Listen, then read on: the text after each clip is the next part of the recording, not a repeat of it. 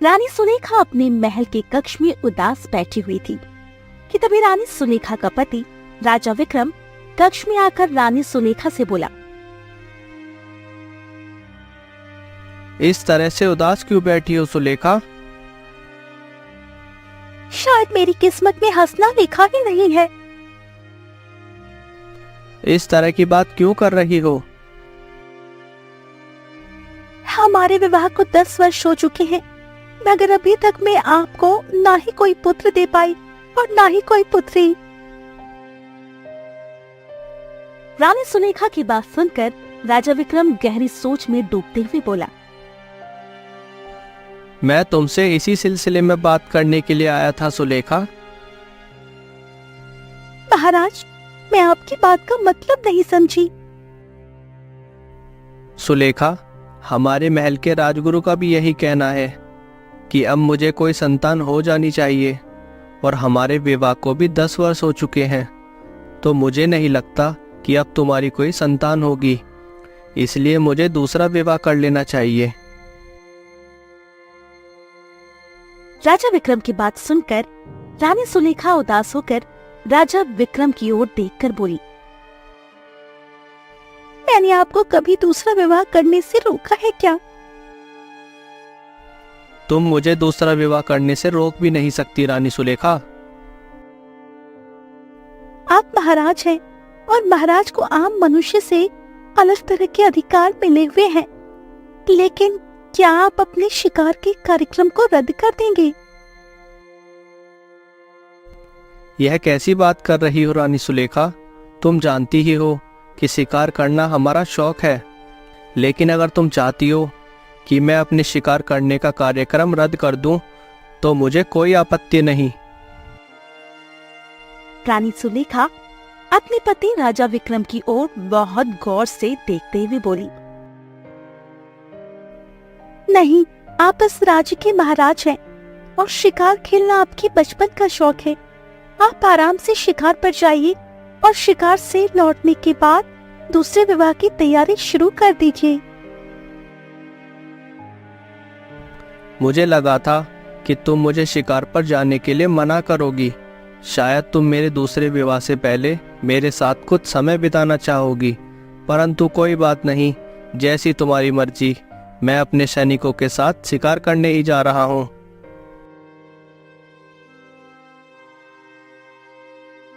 इतना बोलकर राजा विक्रम अपने कक्ष से बाहर निकल गया और सीधा महल के दरबार में पहुंच गया, जहां पर राजगुरु उनका ही इंतजार कर रहे थे।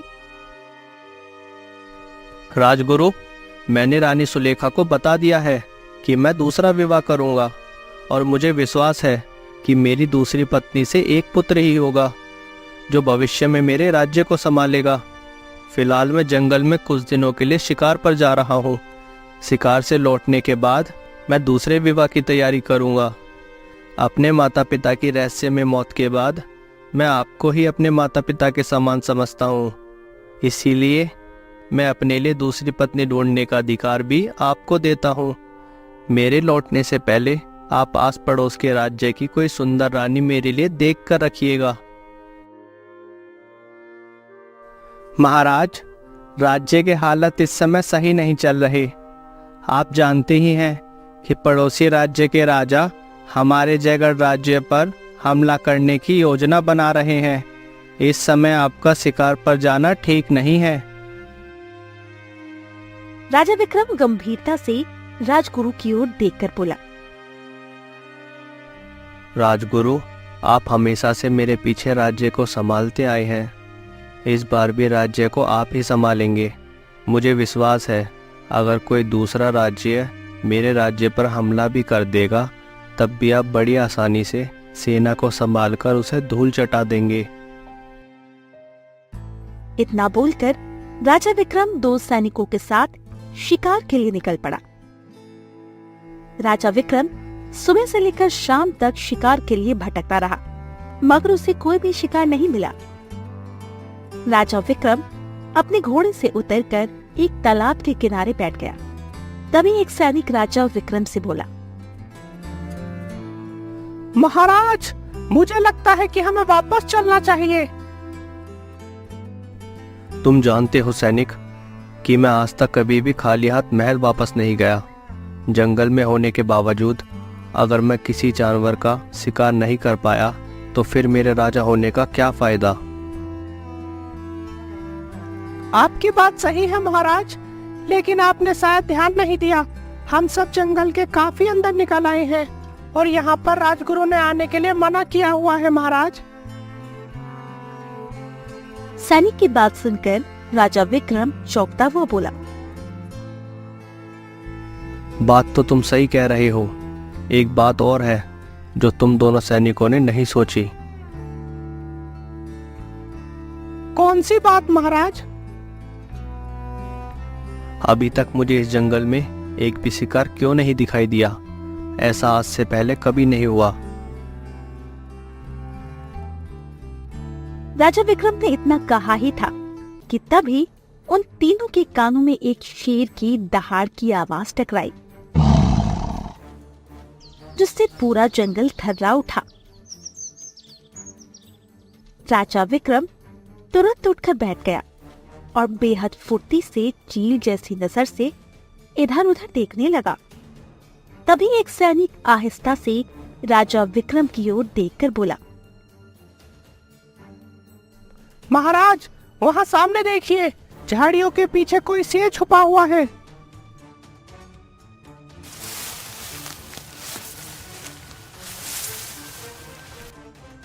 मैं शेर और शेरनी को परखने में माहिर हूँ। झाड़ियों में खड़ा हुआ कोई शेर नहीं बल्कि एक शेरनी है। महाराज, राजगुरु ने इस जंगल में शेरनी का शिकार करने के लिए मना किया हुआ है। सैनिक की बात सुनकर राजा विक्रम चिल्लाकर बोला, अपनी बकवास बंद करो। माना कि मैं राजगुरु का सम्मान करता हूँ, मगर इतना भी नहीं कि मैं उनके हर आदेश का पालन करूँ। राजा मैं हूँ, राजगुरु नहीं। मैं यहाँ शिकार करने आया हूँ और शिकार करके ही जाऊंगा। इतना बोलकर राजा विक्रम ने अपने धनुष में तीर चढ़ाकर सीधे उस शेरनी के ऊपर वार कर दिया। अचानक एक चीख के साथ वो शेरनी वहीं पर गिरकर ढेर हो गई। राजा विक्रम अपने दोनों सैनिकों के साथ दौड़ता हुआ शेरनी के नजदीक चले गए। तभी अचानक राजा विक्रम और उसके दोनों सैनिकों को अपने सामने का सब कुछ घूमता हुआ सा महसूस होने लगा। वो तीनों बेहोशी की गहराइयों में समा गए। कुछ समय बाद राजा विक्रम ने देखा कि उसके दोनों सैनिक मृत अवस्था में झाड़ियों में पड़े हुए थे। राजा विक्रम अपने दोनों सैनिकों के शव को देखकर आश्चर्य से बोला, इन दोनों की हालत तो ऐसी लग रही है मानो किसी जंगली जानवर ने इन दोनों को चीर फाड़ कर रख दिया हो। अजीब बात है, बेहोश तो मैं भी था, मुझे कुछ क्यों नहीं हुआ। तभी राजा विक्रम ने देखा जिस शेरनी का शिकार उसने किया था वो वहां से गायब थी। अजीब बात है, जिस शेरनी का मैंने शिकार किया था वह शेरनी कहाँ है? तभी राजा विक्रम की नजर ठीक सामने तालाब पर चली गई। राजा विक्रम ने देखा कि उस तालाब के किनारे एक बेहद सुंदर कन्या बैठी हुई राजा को ही घूर रही थी। राजा विक्रम उस सुंदर कन्या के करीब जाकर बोला, कौन हो तुम और इस जंगल में क्या कर रही हो? मेरा नाम जानकी है, मैं जंगल में ही रहती हूँ। जंगल में रहती हो? तुम्हारे माता पिता कहाँ हैं? वो सब छोड़ो, वो तो अच्छा है कि मैं यहाँ पर समय पर आ गई, नहीं तो शेर तुम्हें भी चीर फाड़ कर खा जाता। तुम कहना क्या चाहती हो? पहले यहाँ से चलो, वो शेर अभी भी यहीं आसपास टहल रहा है, हम दोनों की जान खतरे में है। जानकी राजा विक्रम को वहाँ से घनी झाड़ियां से ले जाते हुए जंगल में बनी एक झोपड़ी के अंदर ले गई। राजा विक्रम उस झोपड़ी को गौर से देखते हुए बोला, अजीब बात है, तुम इस जंगल में अकेली रहती हो? तुम्हें डर नहीं लगता? कुछ समय पहले मेरे माता पिता भी मेरे साथ रहा करते थे, लेकिन वो दोनों कुछ समय पहले ही चल बसे। इसीलिए मैं इस जंगल में अकेली रहती हूँ और मुझे इस जंगल से प्यार है, क्योंकि ये जंगल मेरा घर है। तुम जानती हो मैं कौन हूँ? जिस तरह के वस्त्र तुम पहने हुए हो, उससे तुम कोई साधारण मनुष्य तो नहीं लगते। तुम जरूर किसी राजसी घराने के मालूम पड़ते हो। राजा विक्रम मुस्कुराते हुए बोला, मैं जयगढ़ का राजा महाराज विक्रम हूँ। यह जंगल मेरे ही राज्य के अधीन आता है। ये सुनकर जानकी पूरी तरह से डर गई और राजा विक्रम से क्षमा मांगती हुई बोली, मुझे क्षमा कीजिएगा महाराज, मुझे नहीं पता था कि आप महाराज हैं। मैं आपसे पता नहीं कितने बुरे तरीके से बात कर रही थी। तुम्हें मुझसे क्षमा मांगने की कोई आवश्यकता नहीं है। कृपया करके मुझे माफ कर देना महाराज। वैसे महाराज, आप जंगल में क्या करने के लिए आए थे? मैं अपने सैनिकों के साथ जंगल में शिकार करने के लिए आया था और मैंने एक शेरनी के ऊपर तीर भी चलाया था। शेरनी मेरी आंखों के सामने घायल होकर चीखती हुई जमीन पर गिर पड़ी, मगर मैं और मेरे दोनों सैनिक जैसे ही वहां पहुंचे तो अचानक बेहोश हो गए। आंख खुलने पर मैंने देखा कि वह शेरनी गायब थी और मेरे दोनों सैनिक बड़ी ही बुरी अवस्था में मरे पड़े थे। अजीब बात थी महाराज। जब मैं उस स्थान पर आई तब मैंने केवल आपको बेहोश देखा था और एक शेरनी को आपके ऊपर आपको बुरी तरह से घूरते देखा था। ये सुनकर राजा विक्रम चौंकते हुए बोला, तो क्या उस समय मेरे सैनिक जीवित थे? नहीं महाराज, जब मैं उस स्थान पर पहुंची तो आपके दोनों सैनिक मर चुके थे। केवल आप ही बेहोश पड़े हुए थे और वो शेरनी आपको बुरी तरह से घूरी जा रही थी। तभी मैं हाथ में जलती हुई मशाल लेकर वहां पर पहुंच गई। शेर और शेरनी आग से बहुत डरते हैं ना महाराज, इसीलिए वो आग से डरकर भाग गई। उसके भागते ही मैं तालाब के किनारे बैठ गई और तभी अचानक आपको होश आ गया। राजा विक्रम मंत्रमुग्ध अवस्था में जानकी को बात करते हुए देखे जा रहा था। सच तो ये था कि वो पहले ही नजर में जानकी की सुंदरता पर मर मिटा था। अचानक राजा विक्रम जानकी की ओर देखकर बोला, मैं शिकार से लौटने के बाद दूसरा विवाह करने ही वाला था, लेकिन तुम्हें देखकर मैंने यह निश्चित कर लिया है कि मैं तुमसे ही विवाह करूंगा। क्या तुम मुझसे विवाह करोगी? ये सुनकर जानकी शर्माती हुई बोली, मैं जंगल में अकेली रहती हूँ। एक राजा की पत्नी बनना सबसे बड़े सम्मान की बात होती है। इससे ज्यादा मुझे और क्या चाहिए। मैं तैयार हूँ महाराज, मैं आपसे शादी करूंगी।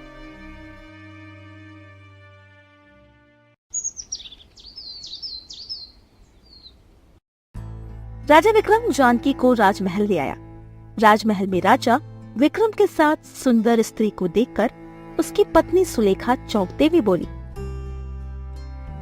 आप तो जंगल में शिकार करने 2 सैनिकों के साथ गए थे, वो कहाँ है और ये सुंदर लड़की कौन है? फिर राजा विक्रम अपनी पत्नी सुलेखा को सारी घटना बताते हैं। सुलेखा, अगर यह सुंदर कन्या नहीं होती तो वह शेरनी मुझे मारकर खा जाती। महाराज, आप इस राज्य के राजा हैं और आप एक साधारण कन्या से विवाह कैसे कर सकते हैं, और वो भी जंगलों में रहने वाली मामूली सी लड़की से? तभी राजा विक्रम क्रोधित होकर अपनी पत्नी सुलेखा से बोला, अपनी जुबान को लगाम दो रानी सुलेखा। तुम्हारे सामने जो सुंदर कन्या खड़ी हुई है वह मेरी पत्नी बनने वाली है। और यह मत बोलो, जब मैंने तुमसे विवाह किया था तुम भी एक साधारण लड़की थी, तुम कोई राजकुमारी नहीं थी। और तुम्हारे लिए आश्चर्य की बात यह है कि तुम भी जंगल की सीमा में रहती थी। इतना बोलकर राजा विक्रम जानकी को लेकर वहाँ से चला गया। अगले दिन जानकी का विवाह राजा विक्रम से धूमधाम से संपन्न हो गया। समय ऐसे ही बीतता रहा। 1 वर्ष के बाद जानकी ने एक सुंदर पुत्र को जन्म दिया। सुंदर पुत्र की सूचना पाकर राजा विक्रम प्रसन्न होते हुए राजगुरु की ओर देखकर बोला, आज तो बहुत खुशी का मौका है राजगुरु। सारे राज्य में ऐलान करवा दो कि मैं कुछ ही समय में सारे राज्य की शाही दावत कराऊंगा। राजगुरु गंभीर लहजे में राजा विक्रम की ओर देखकर बोले, महाराज, मुझे भी आपके पुत्र होने पर खुशी है, परंतु मैं देख रहा हूँ जब से आपने दूसरा विवाह किया है तब से आपका ध्यान राज्य की ओर बहुत ही कम हो गया है। आप कहना क्या चाहते हैं राजगुरु? साफ साफ बोलिए। महाराज, पिछले 1 वर्ष से राज्य में रहस्यमय तरीके से हत्याएं हो रही हैं। ये सुनकर राजा विक्रम बुरी तरह से चौंकते हुए बोला, अगर ऐसी बात थी तो आपने मुझे यह पहले क्यों नहीं बताया? जरा याद कीजिए महाराज, आप 1 वर्ष से राजदरबार में बैठे ही नहीं हैं और न ही आपने प्रजा की कोई गुहार सुनी है, तो मैं आपको कैसे बताता? आप चिंता मत कीजिए राजगुरु, मैं कल ही एक महत्वपूर्ण बैठक बुलाऊंगा और उसमें हम इस गंभीर मुद्दे की चर्चा करेंगे। इतना बोलकर राजा विक्रम वहाँ से चला गया। आधी रात के समय राजा विक्रम अपने कक्ष में गहरी नींद में सो रहा था कि तभी अचानक उस कक्ष के अंदर काला धुआं फैलने लगा। अगले ही पल राजा विक्रम के कानों में अपने पुत्र की चीख टकराई। राजा विक्रम जैसे ही उठकर बैठा तो सामने एक दृश्य देखकर उसकी आंखें फटी की फटी रह गई। राजा विक्रम ने देखा उसके सामने एक भयानक औरत खड़ी हुई उसे घूर रही थी और उसका पुत्र जमीन पर मृत अवस्था में पड़ा हुआ था। उसकी पत्नी जानकी गायब थी। अचानक वो भयानक औरत काले धुएं में परिवर्तित होकर वहां से गायब हो गई। उसके गायब होते ही राजा विक्रम के कक्ष का दरवाजा खुल गया। राजा विक्रम ने देखा उसकी पत्नी जानकी फटी फटी आंखों से अपने 1 दिन के मृत पुत्र को देख रही थी। अगले दिन राजा विक्रम अपने महल के दरबार में अपने सिंहासन पर बैठकर राजगुरु से बोला, राजकुमार केवल 1 ही दिन के थे और उनकी हत्या कर दी गई। मैंने स्वयं अपनी आंखों से एक बड़ी ही भयानक औरत को देखा जो बड़ी ही फुर्ती से काले धुएं में परिवर्तित होकर गायब हो गई और उसके अगले ही क्षण रानी जानकी कक्ष में आई। यह बहुत गंभीर विषय है महाराज। इससे पहले राज्य में रहस्यमय तरीके से हत्याएं हो रही थी, मगर अब तो राजकुमार की भी हत्या हो गई। हमें चुप बैठने की बजाय कोई ना कोई समस्या खोजनी होगी। मेरी कुछ भी समझ में नहीं आ रहा। आखिर मैं क्या करूं? मैं किसी इंसान का तो मुकाबला कर सकता हूं, लेकिन किसी चुड़ैल या पिशाचनी का मुकाबला मैं नहीं कर सकता। आप इस समस्या का कुछ समाधान निकालिए राजगुरु। महाराज, मैं एक साधु को जानता हूं, लेकिन वो किसी के बुलाने से नहीं आते। वो सिर्फ उसी के बुलाने से आते हैं जिस व्यक्ति को उनसे कोई कार्य हो, या फिर चाहे वो मनुष्य हो या कोई राजा। मैं खुद चलकर उन साधु महाराज के पास जाऊंगा। आप बताइए वो मुझे कहाँ मिलेंगे? महल से कुछ ही दूरी पर घने जंगल के बीच एक बेहद ही प्राचीन पीपल का पेड़ है। वह हमेशा उसके नीचे ही बैठकर तपस्या में लीन रहते हैं। राजा विक्रम उसी समय पीपल के वृक्ष के पास चला गया। उसने देखा एक साधु आंखें बंद किए हुए बैठे थे। अचानक वो आंखें खोलकर राजा विक्रम की ओर देखकर बोले, तुमने आने में बहुत देर कर दी राजन। काश तुम कुछ वर्ष पहले आ जाते तो इतना कुछ नहीं होता। ये सुनकर राजा विक्रम चौंकते हुए बोला, साधु महाराज, मैं आपकी बात का मतलब नहीं समझा। समझने और समझाने का समय बीत चुका है। अगर आप आज मुझसे मिलने नहीं आते तो विश्वास कीजिए आज की रात आपकी आखिरी रात होती। अब चलिए मेरे साथ। फिर राजा विक्रम साधु महाराज को अपने साथ महल ले आया। राजमहल के राज दरबार में कदम रखते ही साधु राजा विक्रम की ओर देखकर बोले, तुम्हारे महल के अंदर एक डायन का वास है। ये सुनकर राजा विक्रम बुरी तरह से चौंक पड़ा और साधु महाराज की ओर देखकर बोला, यह आप कैसी बात कर रहे हैं साधु महाराज? डायन का वास, और वो भी मेरे महल में? हाँ राजन, मैं बिल्कुल सही कह रहा हूँ। क्या तुमने कल रात एक बड़ी ही भयानक शक्ल वाली औरत नहीं देखी? हाँ साधु महाराज, देखी थी। तभी राजगुरु साधु की ओर देखकर बोले, साधु महाराज, आपकी बात बिल्कुल सही है। इस महल में एक डायन का ही वास है और मुझे पूरा शक है वह डायन और कोई नहीं बल्कि महाराज की दूसरी पत्नी रानी जानकी है। अपनी हद में रहिए राजगुरु। आप जानते हैं आप क्या कह रहे हैं?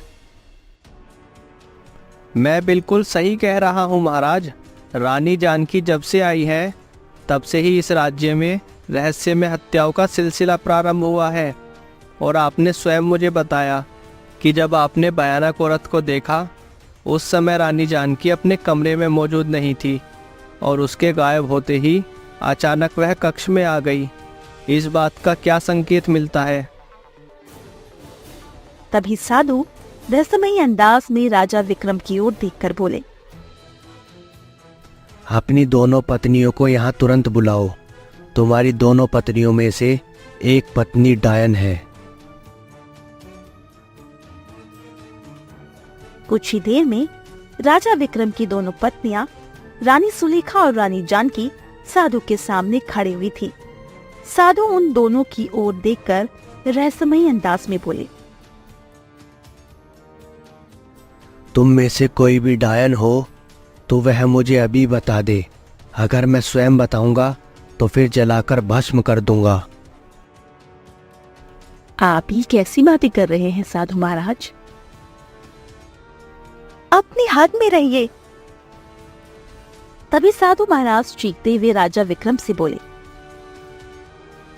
राजन, तुम्हारी दोनों पत्नियों में से एक पत्नी डायन है और उस डायन पत्नी का नाम है रानी सुलेखा। जिसमें से एक पत्नी सुलेखा जो है डायन है। देखते हैं राजा कैसे ये सुनकर उस पत्नी को राजगुरु पहचानेगा और राजा विक्रम पूरी तरह से आश्चर्य में पड़ गया। तभी अचानक साधु ने अपनी पोटली से शमशान की राख निकाली और रानी सुलेखा के ऊपर फेंक दी। अचानक रानी सुलेखा का चेहरा बेहद भयानक हो गया। रानी सुलेखा का भयानक चेहरा देखकर राजा विक्रम पूरी तरह से चौंक पड़ा, क्योंकि ये वही भयानक चेहरा था जो उसने कल रात देखा था। अगले ही पल रानी सुलेखा के शरीर में आग लग गई और वो कुछ ही देर में जलकर राख बनकर हवा में उड़ गई। तभी साधु रहस्यमयी अंदाज में राजा विक्रम की ओर देखकर बोला, महाराज, रानी सुलेखा एक डायन माँ की पुत्री थी जो जंगल की सीमा में रहती थी। जिस समय आपने उसे देखा उस समय वह सुंदर रूप में थी। आपकी डायन पत्नी को पहली ही नज़र में आपसे प्रेम हो गया था और आप भी उसके प्रेम के जाल में फंस गए थे और आप उसे पत्नी बनाकर अपने महल में ले आए, लेकिन दुर्भाग्य से उसकी कोई संतान नहीं हुई। जब आपने उससे दूसरी विवाह की बात की तब वह अंदर ही अंदर बहुत बुरी तरीके से जल गई और आपसे बदला लेने का ठान ली। क्योंकि वह एक इंसान नहीं एक डायन थी, इसलिए उसने आपसे शिकार पर जाने के लिए कहा। जब आप शिकार पर गए तब आपने वहाँ एक शेरनी को देखा। वह शेरनी और कोई नहीं बल्कि आपकी डायन पत्नी सुलेखा थी, जो शेरनी के रूप में आपको मारना चाहती थी। लेकिन सौभाग्य से आपकी दूसरी पत्नी रानी जानकी हाथ में मशाल लिए उसके पास पहुंच गई तो वह वहां से भाग गई, क्योंकि शेरनी के रूप में वह उसका कुछ नहीं बिगाड़ सकती थी। फिर आप जानकी को अपनी पत्नी बनाकर महल ले आए तो आपकी पहली डायन पत्नी सिर्फ आपके पुत्र होने का इंतजार कर रही थी। पुत्र होने के पश्चात ही उसने उसे मार डाला। अगर आज मैं इसे नहीं मारता तो वह आपको भी मार डालती। और तो और आपके माता पिता की हत्या भी आपकी पहली पत्नी ने ही की थी, क्योंकि वो लोग उसका रहस्य जान गए थे। इसलिए मैंने आपसे कहा था, अगर आप कुछ वर्ष पहले आ जाते तो आपके लिए ज्यादा बेहतर होता।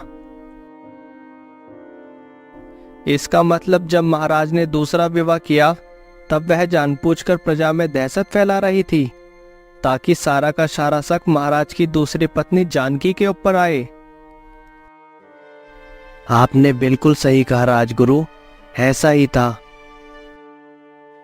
इतना बोलकर साधु महाराज वहां से चले गए। दोस्तों वीडियो कुछ वर्ष अच्छी बाद लगी हो तो लाइक रानी करें, जानकी कमेंट ने एक करें, सुंदर सब्सक्राइब पुत्र को करें। जन्म दिया और फिर राजा विक्रम और रानी जानकी खुशी खुशी से रहने लगे। दोस्तों कहानी कैसी लगी? अगर आपको कहानी अच्छी लगी हो तो वीडियो को लाइक करें, कमेंट करें, सब्सक्राइब करें। अब मिलते हैं अगले वीडियो में, तब तक के लिए जय श्री कृष्ण।